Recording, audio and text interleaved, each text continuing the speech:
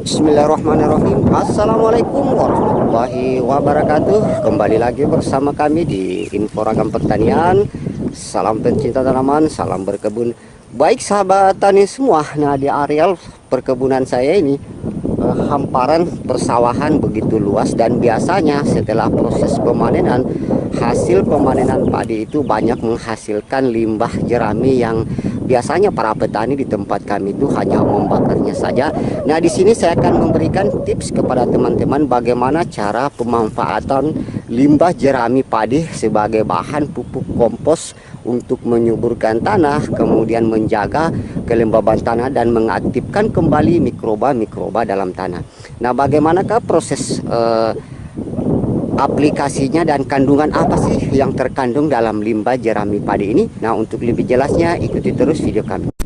Baik sahabat tani semua, nah limbah-limbah jerami yang setelah hasil panen padi itu biasanya hanya berserakan saja seperti ini, dan pada umumnya para petani hanya membakarnya. Nah, dari hasil pembakaran limbah jerami ini hanya banyak mengandung unsur-unsur yang tidak terlalu dimanfaatkan oleh tanah.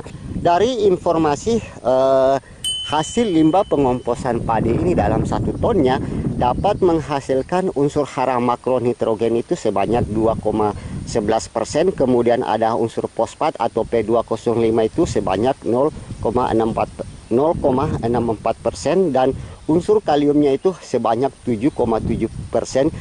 Dan selanjutnya unsur kalsium atau Ca itu sebanyak 4,2%, serta berbagai unsur hara mikro seperti magnesium, sulfur, kemudian mangan, dan beberapa unsur-unsur lainnya.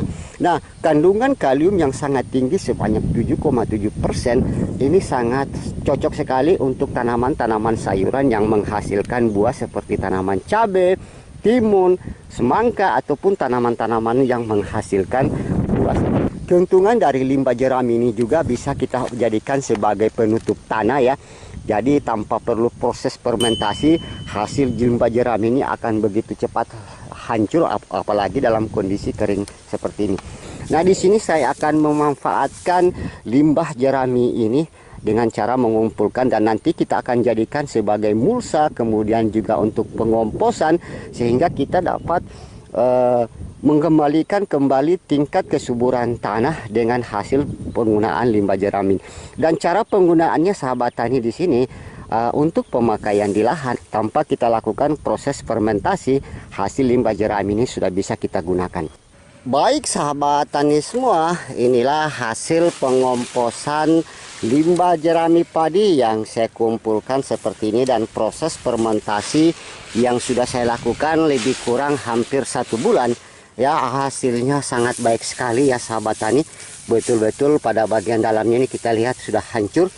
Nah, inilah salah satu memanfaatkan limbah-limbah organik yang ada di sekitaran kita, dan saatnya limbah ini sangat cocok sekali sebagai bahan pupuk dasar baik untuk kepersawahan kita selanjutnya yang saya tanam kemarin di sini, hasil panen padi kemarin, atau nantinya kita akan menggunakan sebagai bahan pupuk dasar untuk sayur-sayuran ataupun tanaman-tanaman lainnya. Kita lihat komposisinya begitu hancur dan lembut ya, walaupun pada posisi atasnya ini ya belum hancur, tapi ini sudah sangat baik sekali digunakan.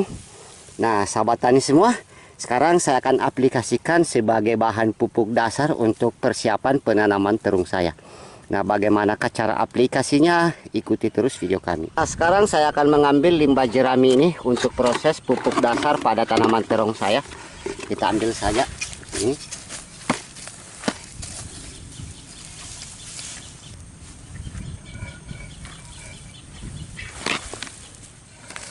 Nah, tinggal kita berikan saja pada lubang tanam seperti ini. Bismillahirrahmanirrahim. Tabur saja secukupnya. Anda mau kasih banyak juga aman. Nah, di sini saya kasih hanya 1 genggam seperti ini.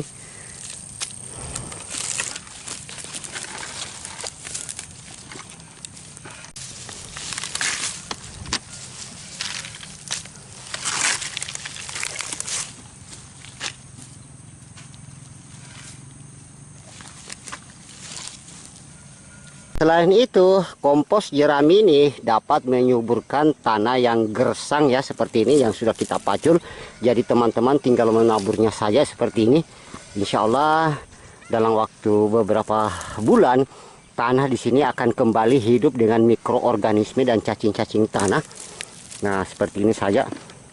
Kita lihat tanahnya begitu padat sahabat tani ya. Untuk menghancurkan saja ini butuh tenaga ekstra. Tapi disinilah kita perlukan mikroorganisme dan cacing-cacing tanah untuk menyuburkan tanah kita yang gersang. Nah, selain itu, kompos jerami ini juga dapat dijadikan pupuk susulan ya untuk tanaman-tanaman sayuran. Jadi tinggal teman-teman sahabat tani menabur saja di sekitarnya. Tidak perlu harus dekat dengan pohon. Intinya akar akan mengambil sendiri nanti nutrisi yang ada di sekitarnya. Seperti ini saja, taburkan secara merata. Nah, ini tanaman terung kita juga yang tanpa olah tanah ya, kita tabur sekitarnya.